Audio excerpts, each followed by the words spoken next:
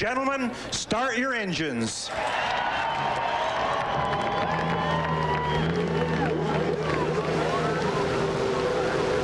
The command has been given.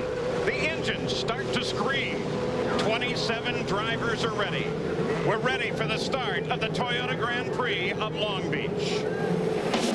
Street racing. It's frantic and tight. To negotiate this traffic jam, you need Lady Luck. She was with Jill DeFerrin when he spun at Japan, but miraculously maintained control to finish second. Adrian Fernandez felt her magic, claiming his second consecutive victory at Motegi on nothing but fumes. She rode with Greg Moore during his late race spin, carrying him to the finish line to retain his championship lead. But for Michael Andretti, she marked strong performances at Homestead in Japan with problems in the pits. Who will Lady Luck be riding with today at the Toyota Grand Prix of Long Beach? It's time to find out.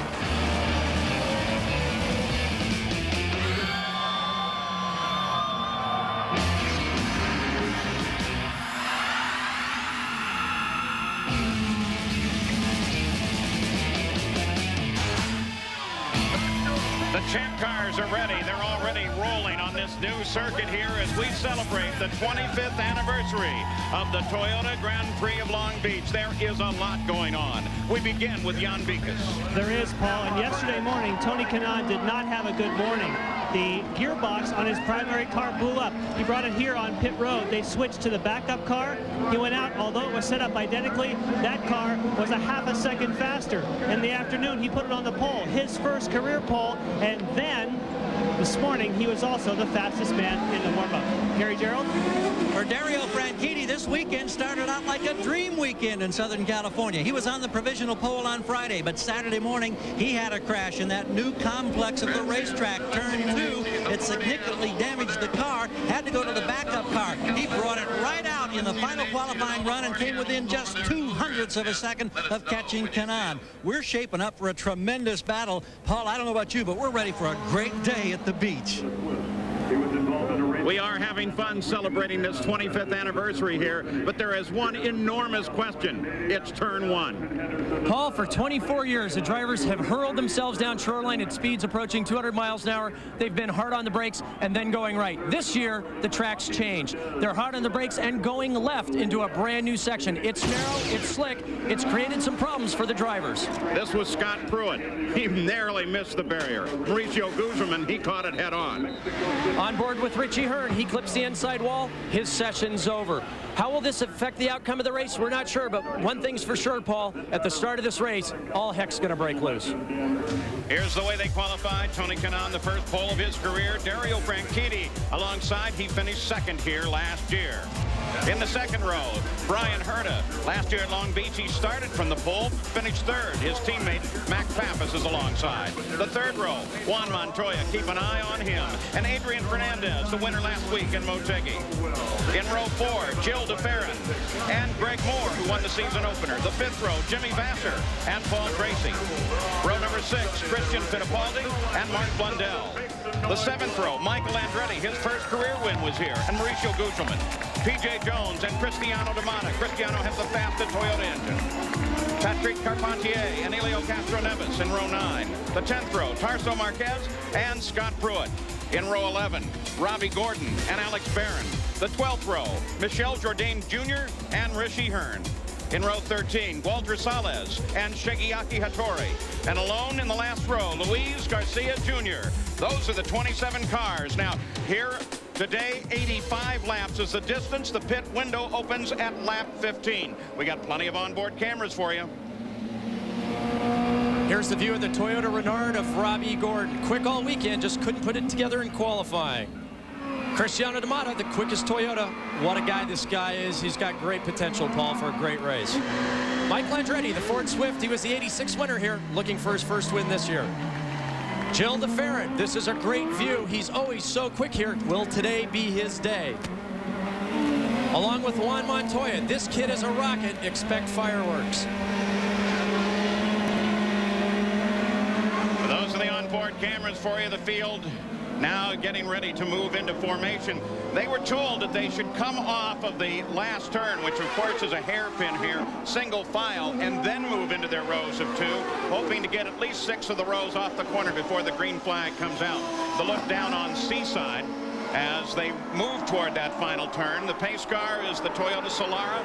They will button up to the back of that car, and Tony Kanaan, the 40th man in kart history to sit on the pole. Take care of your tires here on the first couple laps. Take care of your tires. Boy, there's one of the stories right there, too.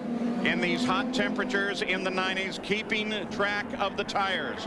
And how are you going to fuel the cars in this race? Some think you could do this one on one pit stop. Pace cars off, I'll let you know. Get ready for green. Position 2 on the map. Tony Kanaan brings the field down now. And we go green. Now the critical turn lies just ahead at the end of Shoreline.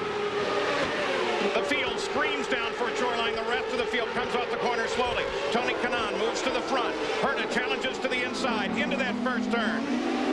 Front of the field through there clean.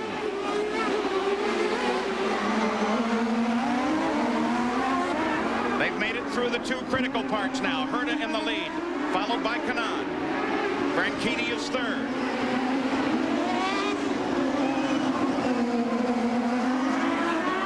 And now they have rejoined what is the circuit formerly used here for the champ cars, with Brian Herta leading the field. Good move on the start. Tony Kanaan in second. Branchini sits back in third. Herta moved up from the second row to take the lead. This is an incredible piece of driving by these drivers, Paul. The support races have already had multiple accidents in that new section of the track. It just shows these guys are the best in the world. They got through there. They're trying to save tires, save fuel. As you mentioned, they might be able to do this in one stop if they've got long enough yellows, but so far it's been very, very clean. Oh, did you see Montoya kick that thing sideways as he came off the hairpin? Battle at the front of the field. And already somebody in trouble, and this is at the hairpin. That, of course, is Patrick Carpentier sideways. They will go for local yellow only, and they should be able to clear that car before the field comes around again. The great fear here, Paul, is with this new section, as narrow as it is, if a car gets sideways, it will block the track, forcing a red flag situation. The other traditional problem has always been up where Patrick Carpentier has just spun. Kart safety team is right on the spot to get that car out of the way, but we watch Brian Herta doing a great job trying to find the balance between conserving fuel and his tires, pushing just hard enough to keep the guys behind him, but not so hard that he has to come in early.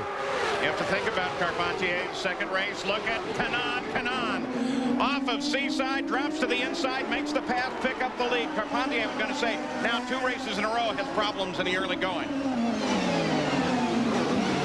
Yellow still wave there. They'll be using, by the way, the international rules, which means that they have to pass that green flag beyond the incident before they can resume racing anytime there's a local yellow. They're trying to get rid of any ambiguity of where you can pass and where you can't pass. And by going to the FIA rules, that's now cleared that up.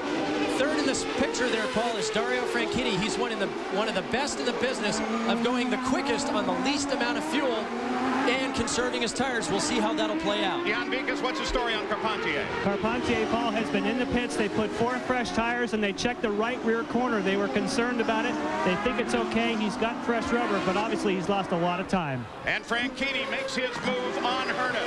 So Franchitti moves up to second place now behind Tony Kanaan. They begin to bubble at the top 3. Dario Franchitti, brilliant last year, not only in the street courses, but also the road courses. If you watch him, he's so smooth and so elegant in his driving styles, it's hard to tell when he's going fast. He's just going fast all the time. It's only going to take him a few corners, Paul, and he'll haul up right on the back of Tony Kanaan. And then we'll see how this young Brazilian driver handles the pressure from one of the best road course drivers in the business. Herta drops back to 3rd place. That's where he qualified. His teammate Max Pappas just behind him now, followed by Juan Montoya. You're on board with Montoya. Boy, keep an eye on his hands. Just watch this kid throw the car. We saw him shift down from 6th down to 2nd gear. He'll leave it in 2nd gear all the way through this complex. That Honda motor spinning up to 15,000 RPM. We saw him short shift up to third there, Paul. That's a strategy, not only to try to conserve fuel, but also tires. You can see the car in front of him sliding. That's Max Pappas. The problem is there, Paul, it falls drastically off camber. It's hard to pick up on the camera, but it's a 6-degree slope change as they come through. He's up to 4th, 5th gear there. Richie Hearn's got a problem. He's picked up one of the banners from the edge of the racetrack. Now the problem here, Keep going, you're fine. Had it stayed on, would have been cooling. Well, and always trying to get the sponsor's name in there, Paul. It was a Toyota banner. You could hear his team tell him once he got rid of the banner just to stay on it.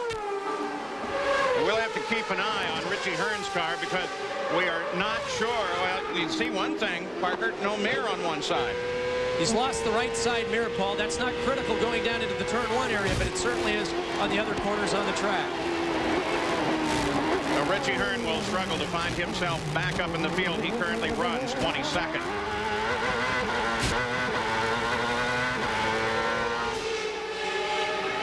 Whoa, Tarso Marquez pushed Robbie right out of the barriers there. He clipped it, and that banner, unfortunately, I think was collected by Richie Hearn. All right, so that pretty well explains the whole thing. There's Hearn with the banner, but as long as he has that banner there, he wasn't getting cooling into the right side of the race car, into the coolers on that side. In this temperature, you don't want that to go too long. You can see how rough this track is, Paul. Look at him fight that wheel. Back to the front of the field, Tony Kanaan leading for the first time in his champ car career. But Dario Franchitti is right there. Then it's about 3 seconds back to the third place car, Brian Herta. And Paul, we can add a word on Brian Herta. If we were talking about the possibility of fuel conservation, a radio message to Brian from the pits. Bobby Rahal telling him, use the button all you want. The button, of course, is one of those buttons on the steering wheel that gives you that full fuel efficiency, gives you a couple extra 100 revs, and possibly in a critical situation, it's enough to make a critical pass. A little further back, Max Pappas trying to hold off last week's winner, Adrian Fernandez. Battle for 6th place. Now, we call that the overtaker, the candy button, Paul. What happens, they can set the fuel mixture to be as lean as they want, to be as conservative as they want. But when they push that button, it puts the engine to full power, full rich, advances the timing. But each engine manufacturer has a maximum number of times that you can insert those quarters into the video machine to get that extra boost of power. So right now they're telling him to use it all he wants, but at some point you're out of plays, out of bonus laps. Just behind this fight, Jill DeFer and Greg Moore. They're ready to attack. Kanaan, Franchitti, Herta, top of the field.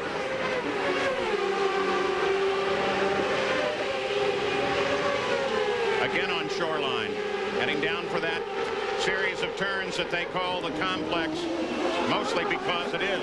It actually passes between the fountain that you'll see here in a second and the beautiful new aquarium that they have built in the past season here at Long Beach, this city that has literally grown to success around this race in the past 25 years. Adrian Fernandez chasing Max. This is the first time that Patrick Racing has run their Swift chassis this year. Remember, Adrian won just 2 weeks ago in Japan in a conglomeration which they called affectionately Frankenstein, a 97, 98, 99 Renard, and now he's in the Swift trying to hunt Max down for 5th place. With Tony Kanaan as the leader, as a matter of fact, despite the battle for the lead of this race, they are now back in exactly the same order that they qualified, 1st through 17th. Paul Page with Parker Johnstone. We now have 8 laps into the record book. Tony Kanaan is still the leader. We're back taking a look at the battle between Fernandez and Pappas. Juan Montoya was able to split in between Pappas and Herta. Now occupies 4th. Now you're riding with Jill DeFer sitting just behind that fight. Jill DeFer, one of the few competitors on Goodyear tires. Jill told us that they came here with a little too conservative of a tire. It's a little too hard for the slick track condition, but he qualified extremely well. He's always been very, very fast at Long Beach, and now he's just trying to hunt these guys down, Paul. Remember, he's all alone in a sea of Firestone tires trying to get the most out of those Goodyears. Yeah, with Greg Moore, Jimmy Vasser, and Paul Tracy all lined up right behind him. Jan Bigas? Yes, in regards to those Goodyear tires, this is exactly what Jill DeFer and Goodyear want. A very hot day and want to put pressure on Firestone cars. tires, because the Firestone tire that was brought here was very aggressive. Yes, it's very fast, but if these drivers on Firestones don't take care of them, they could wear them out, and that could really benefit Goodyear. But, John, you talk to the Firestone people, and they say the hotter, the better. They welcome that challenge. They like the heat. It's going to be interesting to see how this plays out. And already we're hearing conflicting approaches to this fuel conservation business, because Paul Tracy has been reminded, keep an eye on your fuel, don't let it get you in trouble. And the word to Christian Fittipaldi repeatedly, save your tires, save your tires. He's on Firestone. We got a good glimpse for a second there of Christian Fittipaldi jumping out, trying to make a move on Paul Tracy. He did not. We are back at the front of the field. This is where the battle lies, and they have pulled well away from the rest of the race. Kanaan and Franchitti. And Kanaan steadily can sit in front of Franchitti. I have not seen Franchitti really move on him in a corner.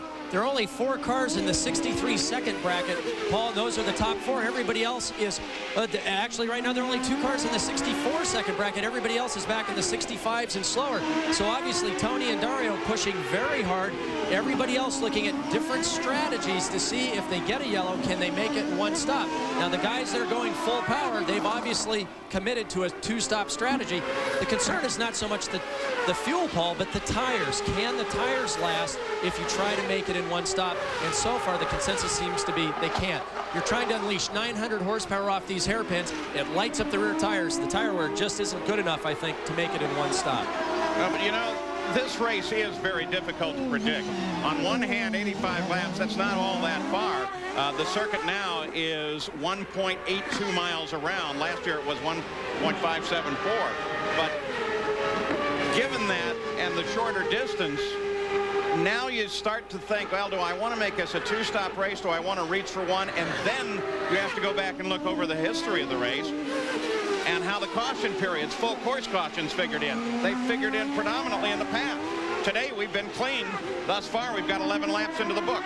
But at any moment someone can turn sideways in that new section up in the hairpin and change the whole complexity of this race. But so far it's been very, very clean. There are lots of accidents in the support race, but so far these guys are standing on it. Now let's take a look at our Circuit City telemetry on board Richie Hearn's car. Graph is miles an hour, and boy, watch this thing swing.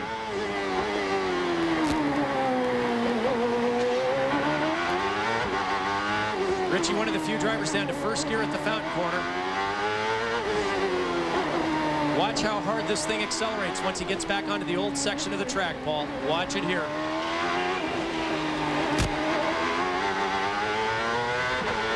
Look at it jump. Can you imagine going shopping on Sunday afternoon with that kind of horsepower? So, Richie Hearn, you got an idea as he heads down behind Walter Salas into the turn 9 area.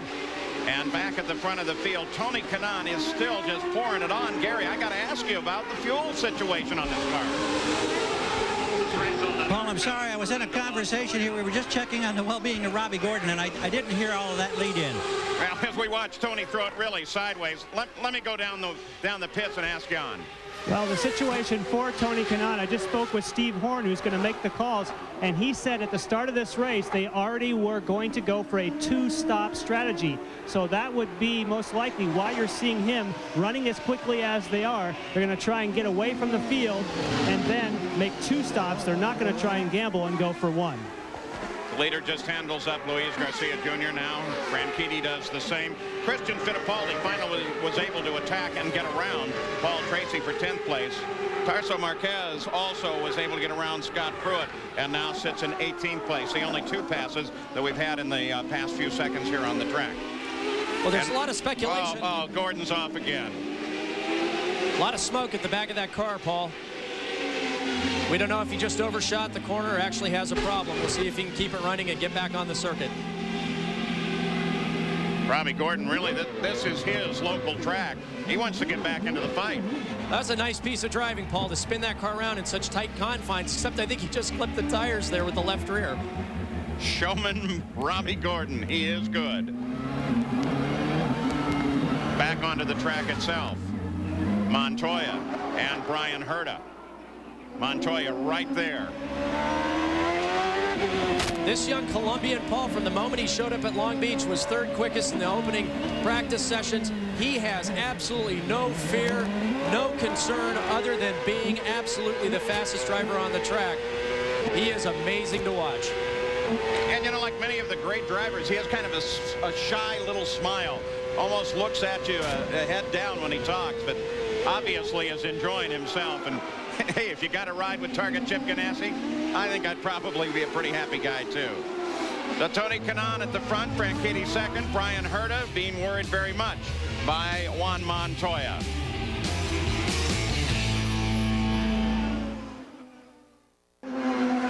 Back at the Toyota Grand Prix of Long Beach, a couple of teammates, Blundell and Guzman, both having problems. Next Sunday at 1 o'clock, Bobby Labonte, the defending champion. It's the Die Hard 500 from Talladega. We'll have the coverage. Now, we've had a couple of things going on. We start with Gary. In the Pac West pit, both drivers, Mauricio Guzman and Mark Blundell, in. You see why. Firestone Engineers taking a look at what may have happened here as the rear tires went down for both of the Pac West drivers. We've also had reports from Dario Franchitti, Christian Fittipaldi, and Paul Montoya that they say their rear tires are gone as well. I don't know if we've got a problem. Excuse me, Gary. I'm going to interrupt you just a second. Luis Garcia, that's the hairpin, of course, setting off a little offline. Shouldn't be a problem. Just want to know he's there. Gary Gerald? Well, we don't know if we've got a developing tire problem or not, but suddenly drivers reporting that they're losing grip with the rears. Let's check in also with Jan. Well, I believe that for Mauricio Guzman, Gary, there was contact with P.J. Jones, and P.J. Jones says that his car is okay. There was contact with the front wing. Now, for some reason, they have to go to yellow flag here. People are saying this is in the pit window for a two-stop race. So keep your eye to see if we get a full course yellow. Also, our leader, Kanaan, is starting to pick up some push. The front of the car not gripping the way he wants. Well, we opened the pit window actually 3 laps ago at the 15th lap. You're on board with Montoya. Fernandez just jumped around Pappas, picked up 5th place.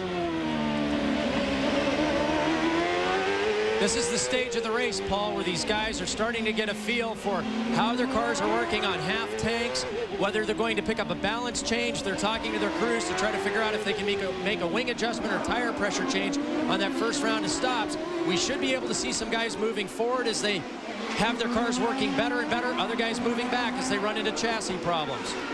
Boy, and look at this lineup. Everybody stacked up now behind Max Pappas after Fernandez was able to get around. Now DeFerrin is there ready to go to work. Christian Fittipaldi's just moved past Jimmy Vasser for 9th. Catching someone right here. Yeah, catching someone here, Paul, is one thing. Passing them is something else. To do it, you either have to have a superior car or just take a huge risk when you've got someone who dives in as deep on the brakes as Max does. He drives just like his predecessor, Bobby Rahal, goes in very, very deep. That means you've got to try to set him up, try to use your horsepower, try to wait for him to make a significant mistake, and if he doesn't make it, getting around him takes just a very brave move. Yeah, but look at that lineup. They're all lined up right now, ready to take focus on Max Pappas. DeFerrin actually looked out for a second as they went into turn 9 off of Seaside. They're now on Shoreline once again. Christian Fittipaldi is right there. Greg Moore lined up behind Christian. That's Paul Tracy just behind Greg Moore. And we should point out, it's hot outside today, Paul. In this new section of track, here we see Cristiano D'Amata down one of the escape roads. Yeah, that's that car's sound. I can't. He's working on the gearbox. Maybe he does have some power. You can see the skid marks where he spun in, Paul. Looks like it happened under braking or during a downshift. When you race a course like this, back to that battle, when you race a course like this, the whole thing is a concrete canyon with just a couple of runoff areas. Those areas wisely placed there by the officials where it is most likely that you would run off. Here's what happened to Cristiano D'Amata. Just overcooked that corner big time. He had someone going down the inside of him, trying to outbrake him. He tried to hold him off on the outside. He locked the rears, a simple 180-degree spin, and they're pulling him back. So no damage to the car. If he can get it refired, he can jump back into this race. But I was about to say, with this new section of track, it's very demanding, not only physically, but also mentally. It takes a lot of concentration to get through this very tight, slippery section quickly, lap after lap after lap. The old course, you had 2 long straightaways to relax, to refocus your attention, to talk to your team. But now you have very little time before you're right back into the thick of things. Jill DeFerrin continues to work on Max Pappas just ahead, and at the same time is worried by everyone behind him: Fittipaldi, Moore, Vassar, Tracy, and Michael Andretti. We'll be back after this message and a word from your ABC station.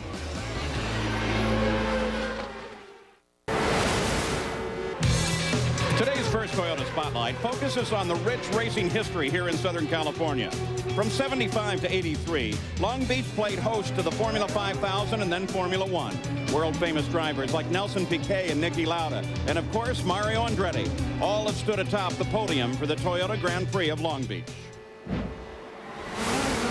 Shigeaki Hattori into the barrier, way too perilous a position. They've just waved the twin flags at the start-finish line and raised yellow all around the course. That, of course, means that the Toyota pace car will come out, the field will flow, and it is just the right time for pit stops, as Tony Kanaan, the leader of the race, was the first to lead the field down in. Here he comes, Gary. And in fact, he'll be headed way down to the far end of the pits. We look for Dario Franchitti. Franchitti in second place gets to his pit box first. Now we'll check and watch them. Everything routine. And let's check with Jan on progress for Kanaan. Well, Kanaan is already underway, Gary, and I can hear that Dario Franchitti was leaving. Just left. And he is long gone. Tony Kanaan, a very quick stop. So Tony Kanaan on the pit road. You expect the entire field to come in. This is occurring on the 24th of 85 laps. There's Jill DeFerrin in. He had a good run going, made a nice move on Max Pappas, and picked up a position over in 9. Has to wait for traffic to clear, and now he's away. This is where the teamwork aspect really plays into it, Paul, because if you can't get him on the track, your team can get you past him in the pits. We hear Ed Neffman encouraging Michael to get out of the pits. There's a traffic jam down there, and it's not a very wide pit lane at all. Again, you're using... Oh, you saw how close that was. City streets here. And when they do that, they're limited by the structure of the street. And the pits here are very narrow, as Michael has found out on more than one occasion. So now they all come back out. Again, full course yellow. They'll line up behind the Solera pace car. And while we were away, too, not only was it a good move by DeFerrin, Montoya was able to move around Herta. Pit stops will change all of that. And Tarso Marquez had a quick little spin. As we join you, the green flag flies over shoulder line on the Toyota Grand Prix of Long Beach. Tony Kanaan retains his lead after a great stop. Dario Franchitti remains in second. Montoya, exactly where he came into the pit, sitting in third, followed by Herta, Fernandez, DeFerrin, Pappas, Fittipaldi, Vassar, and Michael Andretti. In that mix, we saw Mark Blundell. He's a lap down from coming in for that earlier stop, so he's out of sequence. Oh, Scott Pruitt sideways in the corner, and Marquez, he got part of that action, and the right front is badly damaged. Lone Penske car in the field. Al Unser Jr., by the way, is here at the track on crutches, but he says, guys, I will be back at Nazareth. Full course yellow once again because of this situation. Just yank on that. It'll come out of there. Here's what happened, Parker. Holy moly, Paul. Scott was trying to go down the inside of, it looks like the car, it's hard to see there, but it looks like Tarso Marquez didn't anticipate. You got to slow down when you're side by side going into the corner. We'll look at it from this angle, Paul. Oh, yeah, you can see he just speared him coming down the inside. He was trying to go around the inside of Elio Castroneves there, and Tarso just came in way hot, locked him up offline. There's no grip there. A lot of rubber already being thrown off the outside in the marbles, and just speared the back of Pruitt, turned him around, and that's the end of their day. And we're going to take a hard look at Elio Castroneves' car as well, because he did get some contact on that one. We are back through the second yellow of the day. So now, let's send you to our Wide World of Sports studio in New York and Robin Robbins. The look down on the Toyota Grand Prix of Long Beach. These aerial pictures courtesy of the Goodyear Blimp Eagle, based not far away in Carson, California. Goodyear recently increased its blimp fleet to 6, adding 2 airships in Europe and 1 in South America. And there she floats over the track. Now, next Sunday, more motorsports, not only Winston Cup, but I'll be in Indianapolis, Indiana for Pace Supercross as the 5-time and defending champion Jeremy McGrath is closing, yes, on his 6th championship. We will have the coverage. Now, I know sometimes it gets a little frustrating as we're told that it's 1 lap back to green. A couple of things that happened as we show you the field summary. A couple of things that have happened during that last little flurry of action. Michael Andretti passed Jimmy Vasser for 9th, and Paul Tracy got around Greg Moore for 11th place. And, you know, it gets frustrating from time to time with just as you go to commercial, we sit in the booth and say, oh, look at that happen. Here's the good news of that. Last 12 to 15 laps of this race, thanks to Toyota, we're going to be able to bring you, given the yellows, commercial free. And that should make for a great end of the race. We certainly hope so. So still with the last lap now before they go back to race speed, we send you to the pits again, and Jan Beekes. Well, to update you, Paul, on the leader and what took place during that pit stop is that they made no changes. Spoke with the McDonald's drive-through crew, and they say, we made no changes for Tony Kanaan, but we are, however, still concerned about tire wear. This played into their strategy. They wanted to stop twice anyway. Gary? We were checking with tire wear for Dario Franchitti, and Kim Green told us the tire wear was just about what we expected. Now, I can't define exactly what they expected. We had a look at the tires when it came on, and to our view, it looked like it was in pretty good shape. So at this point, we tried to check with a couple of the Firestone engineers to learn more about what happened with the Pac West situation. We know there was contact for Gugelmin that may have contributed to his rear tire going down. Not sure about the Blundell situation. They've referred us to Al Spire, and we've yet to find Al. I know he's up and down pit road somewhere. When we encounter him, we'll try to get more information. And one of the founders of this great event was Dan Gurney, along with Chris Pook, who had the idea to race in the streets. Alex Barron, Dan Gurney's driver here, started 22nd, now runs in 13th. Couple of onboards once again for you. There's the 3rd place car. Juan Montoya, you can hear him spinning those tires in anticipation of the restart, making sure he's got plenty of heat in him. Michael Andretti working his tires. We were able to eavesdrop on a conversation between Tony Kanaan and his team owner Steve Horn. Tony said his brakes were getting a little soft, but he didn't think it was a problem. Now, as the green comes out once again on the 31st of 85 laps, Tony Kanaan still the leader. Franchitti 2nd place. There's Franchitti. But take a look at Montoya. Montoya to the inside. Well, lets the back end go, catches it. The no fear poster child at it again, Paul. This kid has nerves of steel. Nothing intimidates him.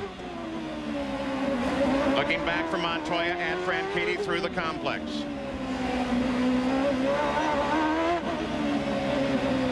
You can hear him working that Honda engine in the low RPM band in 2nd gear. We'll hear him short shift up to 3rd. Up to 15,000 RPM down the back straightaway. Now coming off of Seaside into turn 9, Montoya begins to work on the leader, Tony Kanaan. Talk about the great new faces in this sport. There are 2 of them right there. Last year's Rookie of the Year in Kanaan, and Montoya, brand new to the sport. What's really amazing, you've never driven this track at all. There's no practice here. Just came here and instantly was fast. Like you said, there's no testing. It didn't seem to bother him at all. He just rolled the car out and stood on it. Significantly, we've had a battle of the power plants this year with the Toyotas making great improvements, but for the first time, all 6 Hondas qualified in the top 10, and we're seeing Kanaan, Montoya, and Franchitti, 3 Honda-powered cars leading this race. Mark Blundell, of course, who has had his problems. Let's check the Circuit City telemetry on his car. Mercedes-powered Reynard chassis of Mark Blundell. Currently runs 18th. The thing to note, we talked about it a little bit earlier on when we were on board with Richie Hearn, is look how fast it accelerates. It'll go right off the top of the chart here, Paul, as they get down towards the end, right at 180 miles an hour. This is the slower of the 2 straightaways. The end of Shoreline, they'll have this graph pegged down into turn 1. You know, it's impressive to me. Is certainly the acceleration is, but going from 180 down to 75, losing 100 miles an hour in just a couple hundred yards, and then making what is a normal right-hand turn on a city street. Back to the front, Montoya closes on Tony Kanaan. Those are the numbers last lap around. In this situation, I think it's always better to be the hunter than the hunted. And right now, Montoya wants nothing more than to work his way up to and past Tony Kanaan. Tony, of course, can only look rearward, trying to drive as cleanly and as neatly as possible, minimize any mistakes, taking as good of care of those Firestone tires as possible. Word from the order, the observers on the course. Garcia is off course once again, but no factor. Run through the teams for you. Reminder of who is with which team. Look how strong Tony is going down that back straightaway, Paul. He's coming onto the old complex, that turn 6-7 area, and able to extend his small marginal lead going down that straightaway. But we see Montoya much quicker in the new section of the course. Now keep in mind there's a time compression element here. When they get in the slow corners, it always looks like Juan catches him. Oh, and there's Alex Barron, who is doing so well. Got such a great run going. We just mentioned that he moved up to 13. I don't see any damage. If they can get him out of there, maybe they can get him going. But look at that left front tire. You want to speculate on that? Well, actually, you can see the graining there on both of those Goodyear tires on the front, Paul. Lots of graining. You can see it there. You can see the lines as we look at the left front visible there. You can see where he spun into the tires.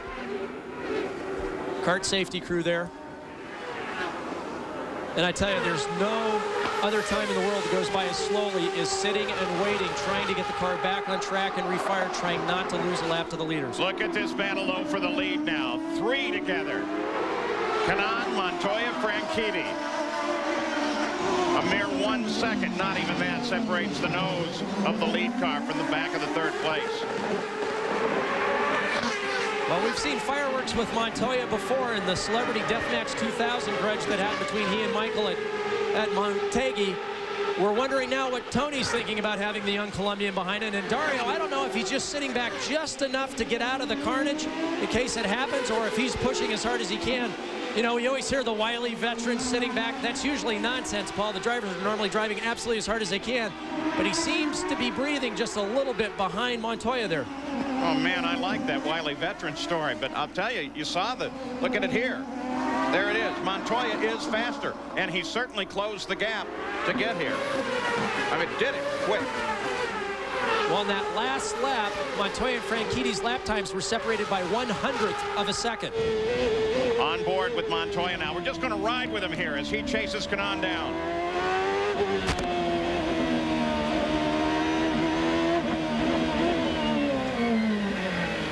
miles an hour.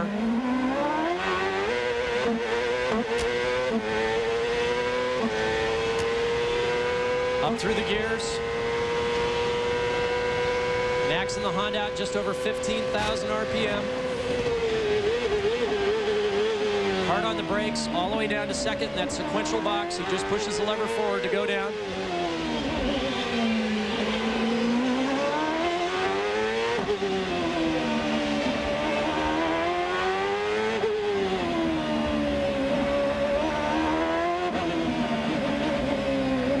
Rejoins the old circuit here, Paul. And keep in mind, this onboard camera is higher, so you can see where you're going from Juan's perspective. He's down in a tunnel. He can't see through these corners like our onboard camera can. Montoya not going to catch him here. The Baddock at the front remains the same. Jan Beekes. Tarso Marquez has made his way back to pit road. Tarso, we saw you got in trouble in turn one. What happened? I have a lot of problems. Unfortunately, we are out of the race. My car was very good, much better than during the practice. And when I tried to overtake Robbie Gordon, he was closing the door too much, and he didn't choose just one line in the straight line. So he pushed me too much inside to the brake, and I brake on third party. And unfortunately, I missed the brake a little bit, and I pushed through it as well, and I lost my front wheel. And I know not the way that Tarso Marquez wanted this one to end, Paul. And you wonder what Penske's thinking about the decision to go with the single car. So it's Kanaan, Montoya, Franchitti. They remain spaced the same, covered by a blanket. We'll be back after this message and a word from your ABC station. Our Toyota Spotlight continues its focus on the history of this great event. In '84, Mario Andretti claimed his second victory on the streets of Long Beach, but the circuit now belonged to Champ Car. Andretti and his son Michael claimed 4 victories together before passing the crown to Al Unser Jr., who won 6 different events. But in today's 25th anniversary race, only Jimmy Vasser, Paul Tracy, and Michael Andretti have seen the checkered flag. On May 22nd, these cars will head off back to the ovals to Nazareth, Pennsylvania. Of course, we'll have coverage on Kart Today on ESPN2. If you haven't seen that, that'll get you up to speed for the race itself. And then the Kart Nazareth 200 on ESPN. Nothing's changed in that battle for the front. It continues to roll onward. These three cars of Kanaan, Montoya, and Franchitti, Paul, are the three fastest cars on the track by almost a second. But significantly, as we've been watching, Kanaan and Montoya are using their rear tires. You can see them sliding the cars, both coming into the corners and coming off the corners, while Dario Franchitti, very neat and tidy, conserving his tires, still able to run the pace, but I think getting much better tire wear. Jan Vikas. Patrick Carpente has brought his car into the pits. They're going to go for a 4-tire change. Remember, he is out of sequence because he had an incident. I saw a half turn on the front wing. That's the only change they made. Taking a while for fuel on that one. It was 15.1. Back at the front with Montoya. You know, try this one on for size. These three cars have had, among their drivers, 62 starts. By comparison, Michael Andretti, who won his first race here and who's looking pretty good now, 233 starts. Boy, there's the changing face of Champ Car racing. It really is, but it shows you that there is a movement towards youth in the kart ranks. And we see these three young drivers, three very, very young, talented men that can get it done not only on ovals, but also on road courses and temporary street courses. Alex Barron, by the way, did make it back to the pits and was able to keep in the fight. Last few laps, Christian Fittipaldi, Michael Andretti, able to move their way past Pappas and catch up to DeFerrin. Now, Fittipaldi is 7th, Andretti is 8th. This, though, is still the focus. It's interesting, Paul, the last few laps, both Tony and Juan have started to clean up their act a little bit. They're not pushing quite as hard.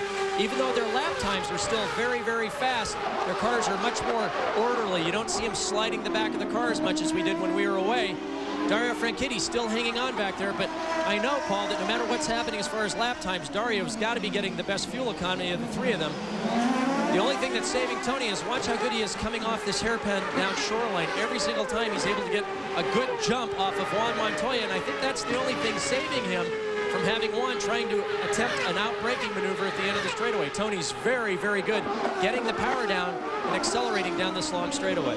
Just past the halfway point now with 43 laps into the book. Michael Andretti now running 8th.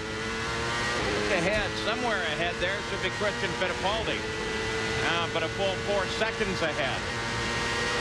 So Michael's been coming forward around Pappas, actually around Pappas, Vassar, and Tracy to end up in 8th place. Blair sailing ahead for the former winner here. You can see how hard he's working the steering wheel there, Paul. This is much different than the ovals, where the ovals don't tax you very much physically. Even though there's a lot of lateral loads, it's very smooth.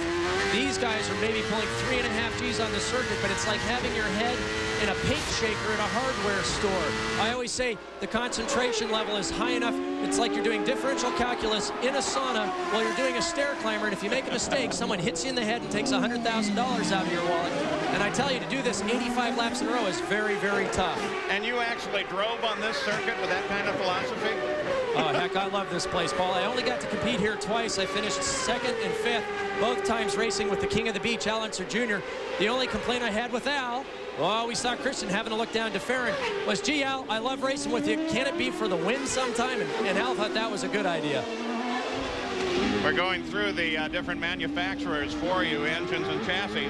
Interesting, 3 Swifts now run in the top 8. Let's go to Jan Vikas.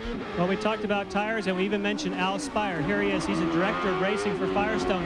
I know you're a little concerned coming in, and now some of the tires are showing big wear. Well, we've had some wear, but we've also had what we believe are a couple punctures, and we're watching the rear tire pressure as well. But the longer they run green, wear has been relatively high, but we're not concerned. And certainly some of the fastest cars, like Tony Kanaan and Dario Franchitti, they seem to be doing just fine. Okay, now, will it help you if they stay green and it stays hot, or is it, what's the best scenario for you? We don't think it really matters. If it stays green, that's fine. Our tires have a great reputation for durability and consistency, and if they come in and change and put on new ones, that's just as well with us as Same thing. All right, thank you, Al. Let's get to Gary Gerald. At the other end of the pits, Jan, a quick update on Max Pappas. He's been sliding back. He's in the 9th spot, and sliding is the word. Oh, no. The leader of the race, Tony Kanaan, off head-on into the barrier. Okay, we see it, Tony. Sorry, buddy. Nice job, anyway. That was Steve Horn, team manager now there, talking to Tony Kanaan, saying, we see it on the TV. Oh, no. This is in turn 6, Paul. The officials were looking at this section after the support races had run. There were a lot of marbles. We heard some complaints. There you can see the surface very much coming up. And when you're trying to put 900 horsepower down to the ground, this is exactly what you don't need. But I have to compliment Steve Horn. What a gentleman. He's brought Tony Kanaan along through the Indy Light Series where they won the championship. And there all you heard were pat on the backs and kudos. He knows he's got a brilliant young talent in his hands. And there he's building up, ready to get on to the next race. And what a shame for this team, but they've done such a great job this weekend. And so now you ride with the new leader of the race.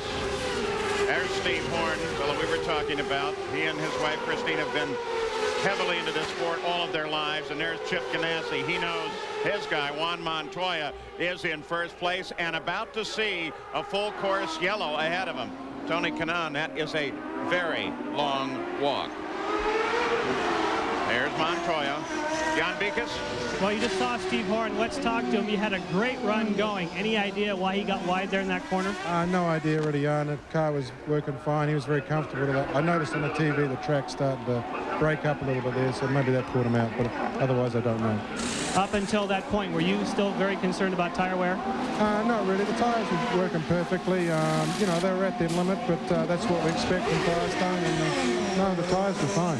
Thanks, Steve. Let's get to Gary. Boy, I'll tell you what, Jan, while you were talking to Steve Horn, the leader, Montoya, came in here for routine service, and they got him out of here in great fashion. Terrific stop for Montoya. You can hear Chip Ganassi telling Juan Montoya to go to position 1. That's the fuel controller that leans it out. You can hear him say to lean the fuel out there. They're trying to get the maximum amount of mileage. The pace car will be out there picking you up somewhere. So Montoya assumes the lead of the race, followed out of the pits by Franchitti as we are under a full course yellow. Full course yellow, that's Paul Tracy, obviously not in his race car. As he came out of the pits just as we were going to commercial, he got together with several other drivers. We think Pappas, we think Michael, but certainly he is out of the race. Now the full course yellow, you saw it for the car of Tony Kanaan, who was the leader of the race at the time. And Parker, maybe we can figure out what happened to the leader. We think that turn might have been part of the problem. This is Juan Montoya's view of the leader up in front of him, Tony Kanaan. They're just now transitioning from turn 5 back to turn 6 where they rejoin the old circuit. You can see there Tony's way wide, Paul. He just missed the turn in for turn number 6. And I tell you, if you get a car width out of the groove, there's enough rubber offline.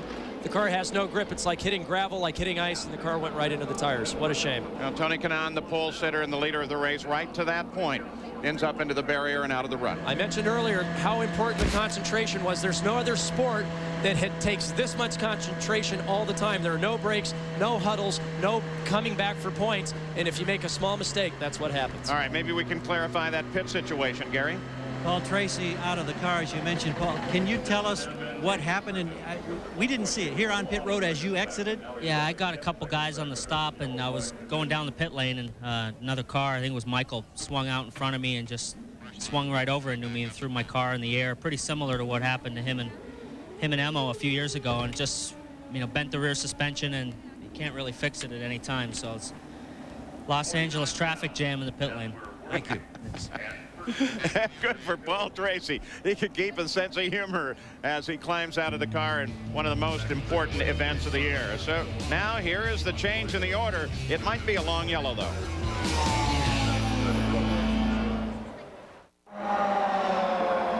Nothing has changed. Still under full course yellow, looking down on the course of the Toyota Grand Prix of Long Beach from the Goodyear Blimp Eagle, who has been providing these aerial pictures. At the control is pilot Nick Nicolari. 1999, the 101st anniversary of Goodyear and the 74th for its blimp fleet.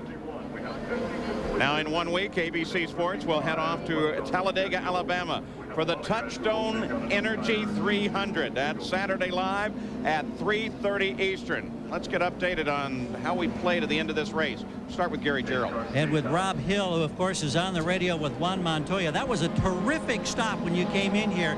The question is, do you think you got enough fuel on this stop that you can go to the distance to the checker? Well, you know, with all kinds of racing, it depends how the yellows fall. If this yellow stays good for a couple more laps, I think we can make it to the end. Tell us about the development of this 23-year-old driver who's so spectacular, now leading the race. I beg your pardon? Tell us about the development of Montoya leading this race now at age 23. He's going to be a champion. He is phenomenal as a race car driver. I didn't think anyone would be able to step up like Alex was, but this kid's going to be great. Glowing endorsement. Let's check in with Jan Beekes. Now let's check in on the situation for Adrian Fernandez. The last race, everyone said, no, you can't make it to the end on fuel. Here we are again. Adrian Fernandez now in third spot. Can you make it to the end on that much fuel? Well, it's going to be a tight one, Jan. I mean, we're almost in the same position we were in last race, so it's going to be a gamble at the end. It depends on if we have another yellow or not, and it's going to be real tight. If I hear we're going green now, so you'll need one more yellow? At least one more yellow. All right, thanks, Steve. Well, Adrian Fernandez, there he is, fourth place. You're following Richie Hearn, by the way. The last possible minute and use the button. The chess game unfolds. We heard there what he's doing is he's keeping it on the leanest fuel selection they have, which gets him roughly 8 to 10 miles per gallon. What Juan was told there is once it goes green, they hit the button. That'll put it on full power so that he can get back up to speed and put a break between him and Dario. There's no question Juan's very quick, Paul. Dario's the best in the business on going the fastest on the least amount of fuel. Want to mention Richie Hearn. He's, despite all of his problems, now in the points, sitting in 12th place. The race recap after 51 laps. The hairpin is ahead for Montoya. The green flag should come shortly thereafter. Keep an eye on Franchitti in second place. Well, for that matter, Franchitti hurt of Fernandez and Fittipaldi. He snookered him, Paul. He absolutely snookered Dario Franchitti. Unbelievable. Look at the lead that he's pulled out. I am very surprised that he was able to take advantage of Dario Franchitti like that through the back section. He was going very, very slowly, got on the button and stood on it. Here comes Herta, tries to move for second place, comes to the outside. Not the ideal passing position, but he certainly let him know he was there and a touch bit faster. Franchitti holds off Herta. There's Fernandez, there's Fittipaldi just behind him. Montoya drove away from everybody, hammered the throttle right off of the hairpin. It's deja vu all over again, Paul, from last year. We've got a green car, the Shell car, and we've got one of the Target cars in the top three. And you know, Paul, this just isn't the Long Beach Grand Prix, the race. This is an event. I know every North American road racer, including myself, grew up dreaming of winning 2 races when you finally became a professional. One was a kart 500-miler. The other was the Long Beach Grand Prix. This means a lot, not only now to North American road racers, but it's got a reputation worldwide. What a way for Juan Montoya to get his young road racing career to a start in kart racing. Third time in the season he's led, now a full lap under green, and disappearing for the field as they came across the line at the conclusion of that last lap, the 53rd. He had 2.2 seconds on second place Franchitti. I never would have guessed that would have happened. That was a real surprise. I mean, that's really heads up for a 23-year-old and only his 3rd start. And it was beautifully done. But this is really becoming a chess game, Paul. How fast can you go on how little fuel? When it comes down to really 1 lap, it's the way I'm calculating it. Thank goodness I'm not sitting on a scoring stand trying to figure that out, because it drives me nuts. I mean, something's going to happen in the last 2 laps of the race. And again, final laps of the race, we're going to try to give you totally commercial free. Thank you to Toyota for making that available to us. And I tell you, there are a group of data acquisition guys down in the pits that are recalculating and recalculating and confirming and recalculating, along with the engineers on the engines, to try to see if they can actually get to the finish line. Max Pappas with Jimmy Vassar working on him.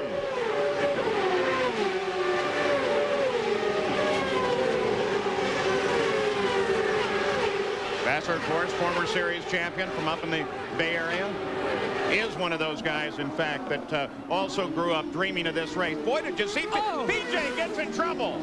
It looks like he got nailed by one of the players' cars there, Paul. And that'd have to be Greg Moore. PJ, who had a good run going, working his way up. It's a little wide on the corner, gets tapped, wants to get going.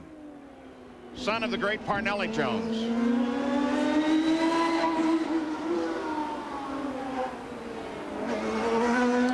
PJ trying to go down the inside of Greg Moore there. It was for position. Never got tapped by Greg Moore. I take it back, and apologies to Greg. He just got in hot. Offline, it's very slick. Locked up the rears, ran out of space, and into the tires he went, Paul. So PJ, Pat Patrick, his car owner, looks on. And PJ, frustrated, wants the crews out there to get him rolling as soon as he can.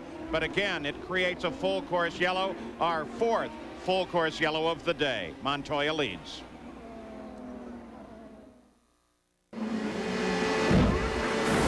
Our Toyota spotlight is on the stars who were out in full force yesterday at Long Beach to take in the atmosphere and participate in the Toyota Pro Celebrity Race. Early on, the racing was tight. But then the action heated up when Andy Lauer got his car spun from behind and went sliding into the wall. Then Donnie Osmond got involved, flipping his car. Fortunately, he walked away unharmed. Rapper Coolio showed his skills behind the wheel, but Roger Mears, as one of the pros, was able to sneak by him, move through the field. When the dust cleared, Sean Palmer of X Games fame took the checkered flag and celebrated his victory on the podium with the pro champion, Roger Mears. Well, we're still under that full course yellow, but Parker Johnstone, the end game, is going to be awfully neat. Well, this changed it from a chess game to a WWO match, because now no holds barred. These guys are going to full rich, full power. We'll see what they've got, Paul. 28 laps remaining as we come back to green. We will bring you the last 15 laps of this race commercial-free. Juan Montoya chased by Franchitti. Again, he comes off the corner, nails it. Franchitti can only chase. But Herta moves up on Franchitti. Here comes Fernandez and Fittipaldi as well. Michael Andretti moves on to Farron. Gets him. Whoa, nice move. Boy, Michael just went down the inside, stood on the brakes, and hoped for an opening. That was brilliant. Absolutely brilliant. We saw in the restart there that Juan was unable to take advantage of Dario like he had before, but we saw Brian very strong on the last restart. We'll see if Dario now is able to get back up on Juan. Robbie Gordon off again. Now this time he can come around and join the track. There he goes. That's a little cut through they built, but he can't improve his time. A lot of the guys were saying, wow, hey, if you have a big blockage in the first turn, can I just use that and say make up a lap? Answer was no, you may not. Chief Steward Wally Dallenbach just laughed in the drivers' meeting when they asked that. But there are the drivers always looking for the advantage. Boy, look at that interval. Though still Franchitti is in the fight. Cristiano D'Amata runs 17th, down a lap. He comes on the shoreline now. You know what's amazing, Paul, is right now Montoya and Franchitti are running 2 seconds a lap quicker than Brian Herta or anyone else in the field. A full 2 seconds. That is flat amazing with only 27 laps to go, that they're able to push that hard and no one's able to respond. But it's not just raw speed that's going to pay off here. Can you get to the end of the race without stopping again? Will you have to go lean, slow the car down? All those are going to be factors. And they're factors, interestingly enough, that are new factors to Montoya. He never had to deal with this in his career in Formula 5000, and when he was a test driver for Formula 1, obviously it never came up. But there is a lot going on in these cars, Paul. We talked about how busy they are just driving, but all the time you're changing boost, mixture settings, sway bars. It's a very, very busy office.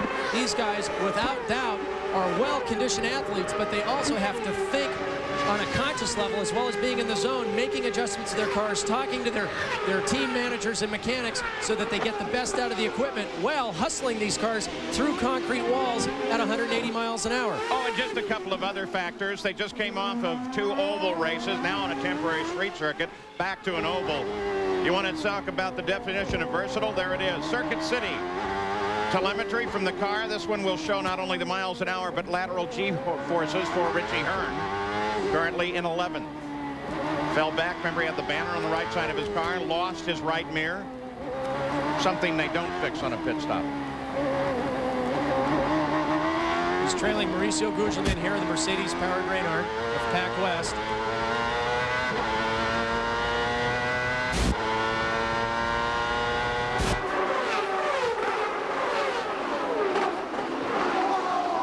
So Richie Hearn continues on. So does Montoya, Franchitti, Herta, Fernandez, and Fittipaldi. They are at the top of the field. So now we continue to watch that game played to the end. We'll be back after this message and a word from your ABC station. Page with Parker Johnstone back at the Toyota Grand Prix of Long Beach, the silver anniversary. Bobby Labonte, the defending champion. Yep, not here. It's NASCAR on ABC. The Die Hard 500 from Talladega next Sunday live at 1 o'clock Eastern. Here are the current standings for you as you ride with Juan Montoya, leading this race in only his third start. 3.5.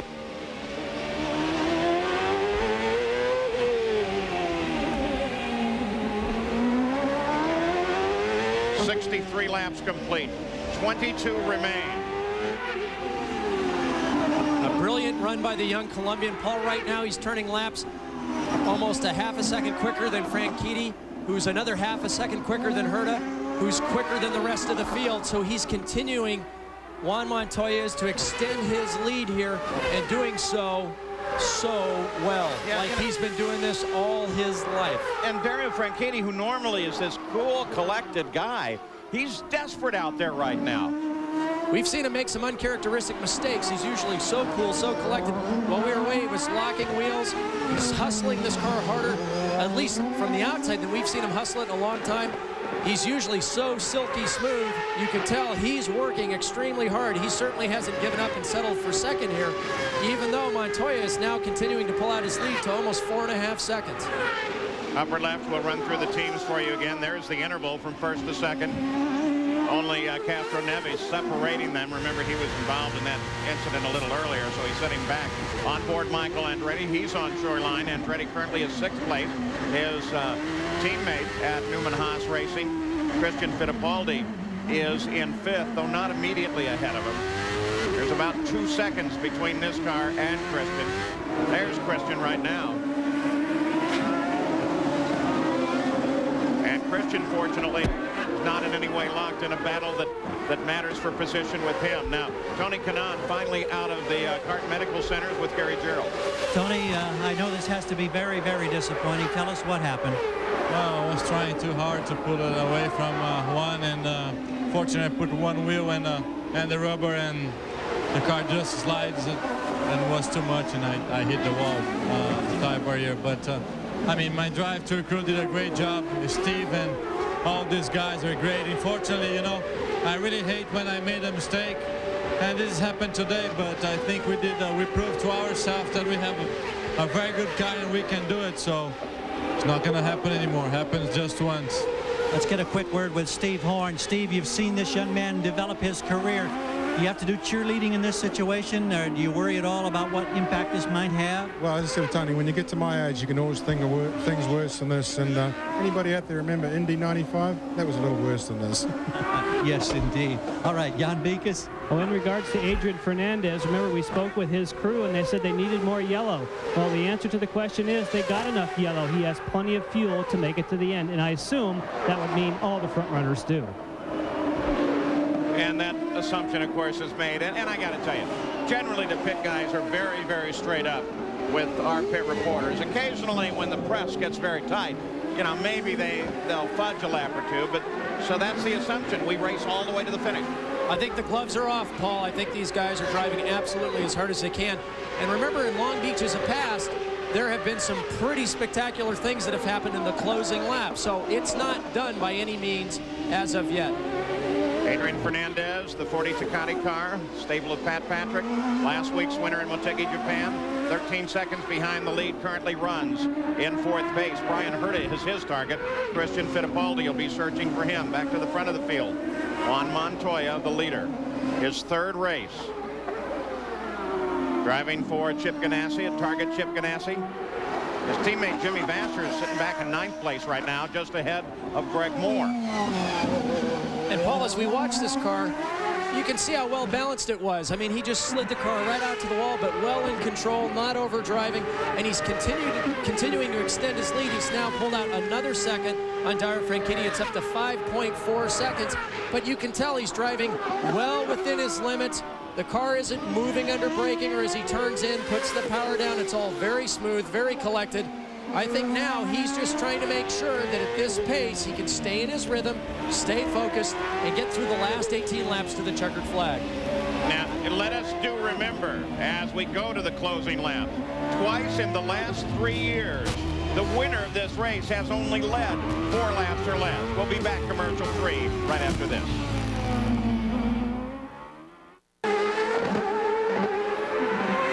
We're back at the Toyota Grand Prix of Long Beach. Now the entire remainder of the race will be brought to you without commercial interruption by Toyota. Boy, we've been trying to get sponsors to step up to this plate for years. Thank you, Toyota.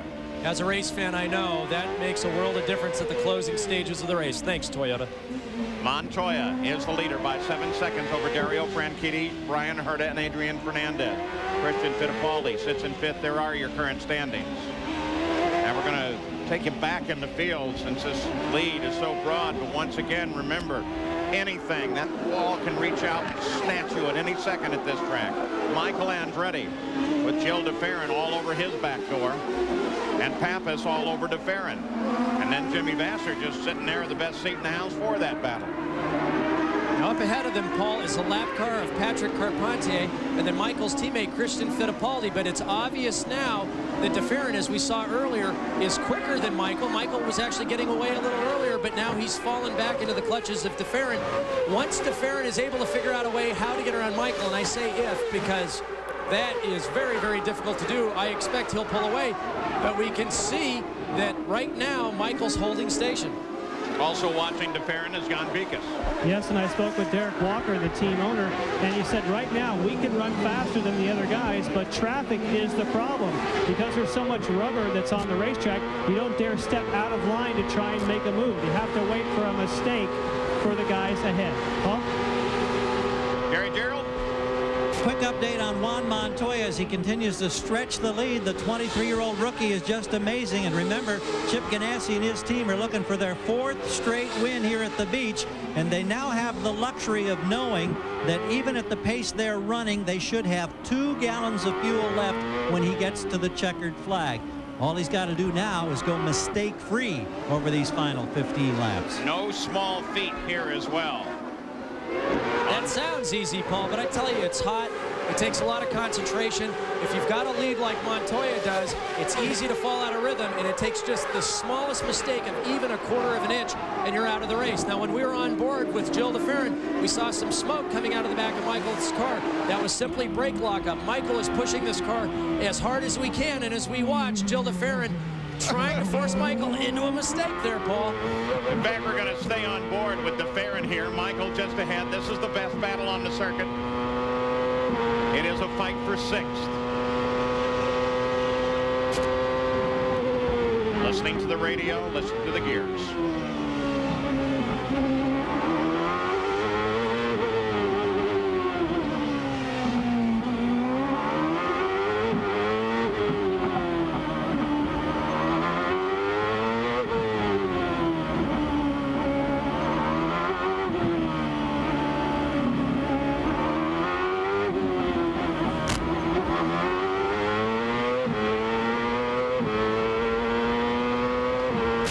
Shows you how competitive this series is, Paul. We've got a Renard Honda Goodyear shot car chasing down a Swift Ford Firestone car, and they are just locked in this battle. The problem is, how does Gilles get around him now that he's caught him?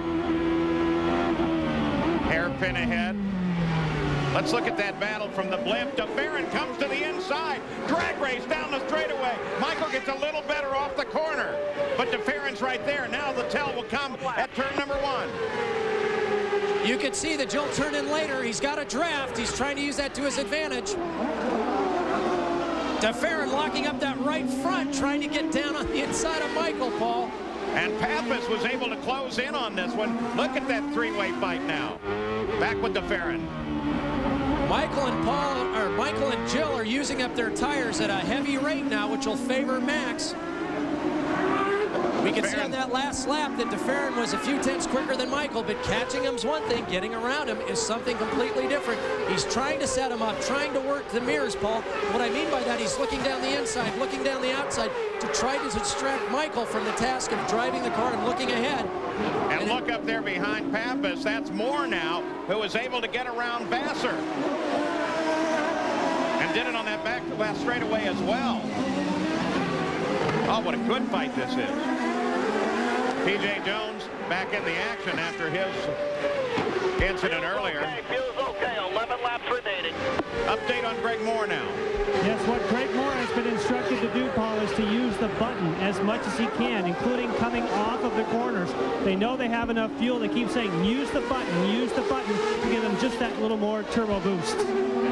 Once again, Paul, that resets the fuel to maximum power, advances the ignition timing, and what it allows them to do is get everything they can out of their engine, but they have a maximum number of times that they can use the button or a maximum amount of seconds that they can use it.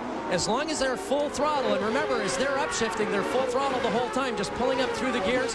The electronics automatically cut out and refire the engine at exactly the right time as they're shifting up through those gears. And the first time they lift off the throttle, then that button is disengaged and it goes back to whatever power setting they've got on their fuel dial. But some of the systems will allow just continuous full power, but it puts a real strain on the engine because at some point you run out of maximum power and it all falls out of the back of the car quite spectacularly sometimes. Fittipaldi still traced by DeFerrin. 75 laps complete, 10 to go. Thanks to Toyota, we are commercial free through the end of the run here. Montoya is still the leader, driving for Target Chip Ganassi, followed by Franchitti, but not closely. Franchitti is 9 seconds back, and 9 seconds further back is Brian Herta. This is where the fight seems to be. Michael Andretti, there you see him, just ahead of DeFerrin now. So that whole battle closes down. DeFerrin first raced here in 1995. He's led 56% of all the laps he's ever turned at Long Beach. Here comes DeFerrin, moving on him. Now, started out, took a look, can't do it. And this is the first time, Paul, he hasn't led a lap here. This place owes Jill DeFerrin. He may not get the win, but at least getting around Michael Andretti would be some satisfaction considering how hard this team has worked developing this Goodyear tire package. Michael with Jill right behind him. Comparison in tires here. Now we know that Jill's Goodyears are much, much harder, but given the hot day and the long race, is there an advantage perhaps now?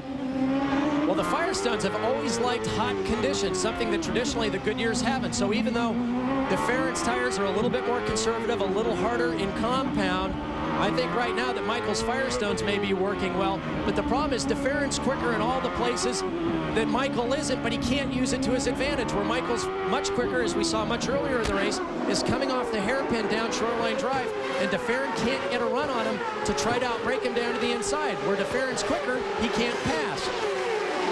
Oh, no, and this may change the entire complexion of the race. Looks like Mark Blundell from the colors, Paul. I'm not sure, but it looks like the Motorola-sponsored Pac West car. But if they go full course yellow, which I would think they would be inclined to do. No, it's not. It's Cristiano D'Amato. And the yellows come out. We go to full course yellow. We'll slow the race. The field will pack up on Montoya with 5 laps to go. Well, that's what I get. I finally stick my neck out and try to guess the car, and I got it wrong. Unfortunately, Cristiano D'Amato, who was the highest qualifying Toyota, his day's done in the tires. And I don't want to get you wrong. My guess is we got 8 to go right now. My guess is by the time they cycle everything, it'll probably be 5, maybe even only 4 to go. This is the 5th yellow of the race. Here is Cristiano D'Amato. On board, coming through turn 6. Oh, Paul, that is the same place that Tony Kanaan got into the tires. You can see he missed the apex by probably no more than about a foot, and that's all it took. Now, that's the same place where we saw earlier that the track is coming apart, and Cristiano, unlike Tony, you can see his skid marks just lower to the right there. Cristiano missed it by inches, Paul, just merely inches. That's all it took to put that MCI WorldCom car into the tires. You know what I like to see there, too, is the course marshal immediately jumped to the fence to climb up on it to look to make sure he's okay.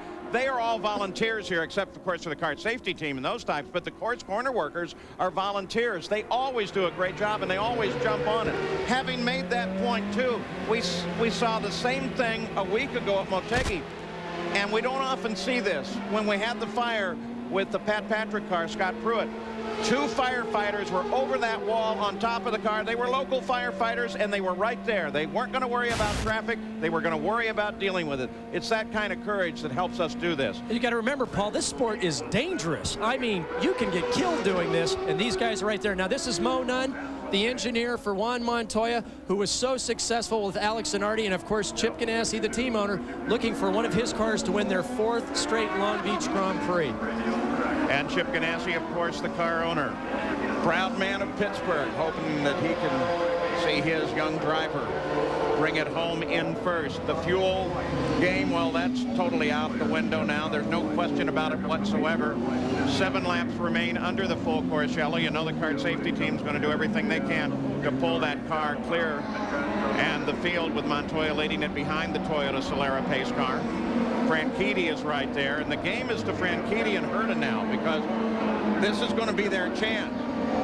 There was an interval as deep as 10 seconds from the leader back, and now they're right on top of them owing to this full course yellow. There's your full field summary. You can keep track of your driver. The focus is going to be on the front of the field, and all that we need to know now is how quickly will they be able to clear the course, restrack the barrier, and put us back into the fight. And I tell you, from Juan Montoya's perspective, Paul, as he was in the zone, there was no doubt he was pulling out a lead. He didn't care if it went green the whole way because he had everyone handled. But now, the full course yellow gives you a chance to actually think about the enormity of about what you're to accomplish, which is to win the Long Beach Grand Prix and only your 3rd race in this series.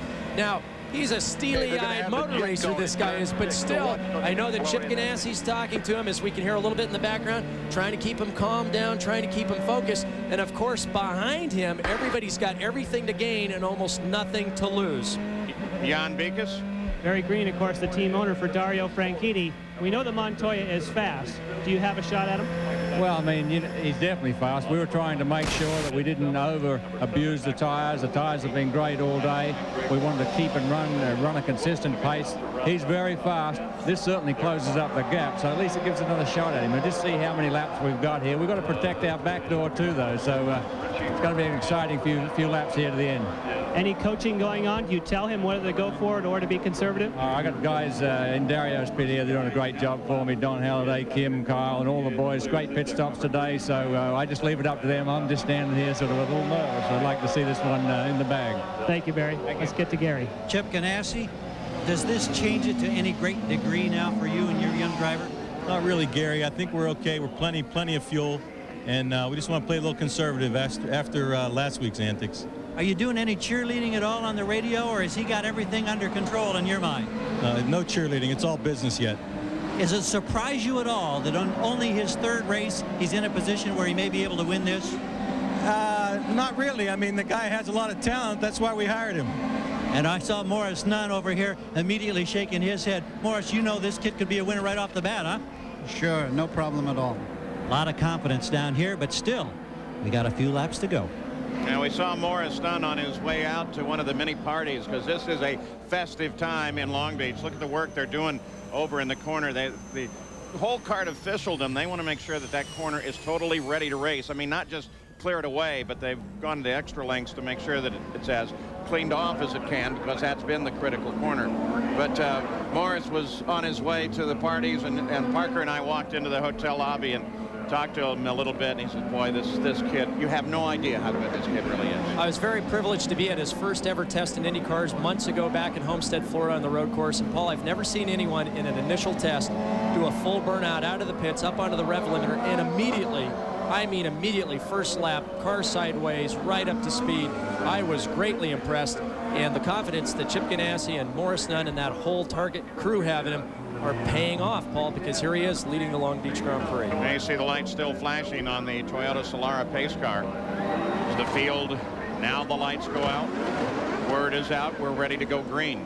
So, Paul, we haven't seen any fireworks down in that first turn at the restarts or the initial start, but I tell you now, it could be desperation time for a lot of their drivers, because this could be their only chance.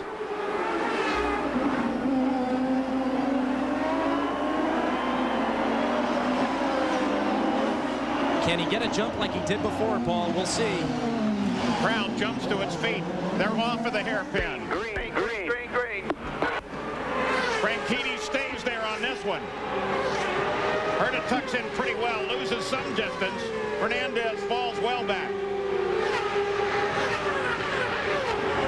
Franchitti's all over him down to the first corner. 4 laps to go.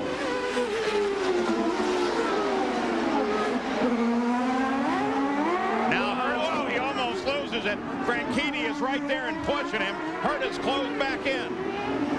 Now remember what Barry Green said, even though we saw Dario locking up his tires earlier, he said that Dario's been trying to keep good tires underneath him during this entire run. We know that Juan was pretty conservative towards the end of that last run, but now we'll see, because now this whole race is up for grabs. Franchitti is right there. This is one of the passing zones. He darts a little, doesn't move for it. You'll see these cars dance now, Paul. These guys are on the edge. Listen to him work the throttle. That closure came with the braking of Montoya. Had nothing to do with Franchitti. Montoya accelerates away. Interval at the line, 9/10. 3 to go. Keep in mind, Paul, that on those on those yellow caution laps, they pick up a lot of the race rubber that's been laid down. So these first few laps, the cars are very nervous, very difficult to drive. Oh, Franchitti once again. Montoya, though, is the faster. Franchitti's really got that car darting. You're not looking at lap time. That's the speed that we see on the right there. And Montoya is starting to pull away. Look at him drive that car, Paul. Oh, but so many other factors lie just offside the line of this track. Twice we've seen it today. We're just a wheel 6 inches off into the marbles, and you're into the barrier. Montoya for the hairpin. He's working it. Oh, what a great line. Rips right off of there. Okay, little slower. 2 to go. Little slower for Franchitti. He drops back. The interval goes to 1.6.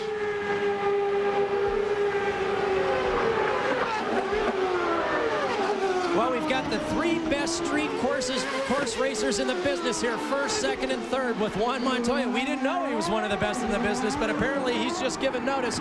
Dario Franchitti and Brian Herta. The great Jody Scheckter used to describe a driver as driving disconnected, meaning that he was skating the car everywhere he went, but still in total control. I think that definition works here. When my team owners used it, it meant that my head was disconnected from the rest of my body, Paul, so... I was going to say, that's a whole different deal. Yes, it is. We won't go there. 11, Michel Jourdain Jr. stopped on the course over by 11. Shouldn't be a factor, especially since we're in the final laps. Sounded like Chip Ganassi talking to Juan Montoya. You can hear how monotone, how calm he is. Okay, 1 to go, 1 to go. White flag, white flag. Chip Ganassi calls it for you. You saw Jourdain's car there at the edge. It will not be a factor in the final lap. Order remains the same. Montoya, Franchitti, Herta, Fernandez, Fittipaldi, Gelderferin. If you're in this position, Paul, you're just going, come on, baby, keep running. You really want to be very clean here. You brake just a tad early, give yourself just an inch off the wall, but not too much. You can't get off the racing line. He has the time, 2.2, as they went under the white flag separation, Montoya to Franchitti.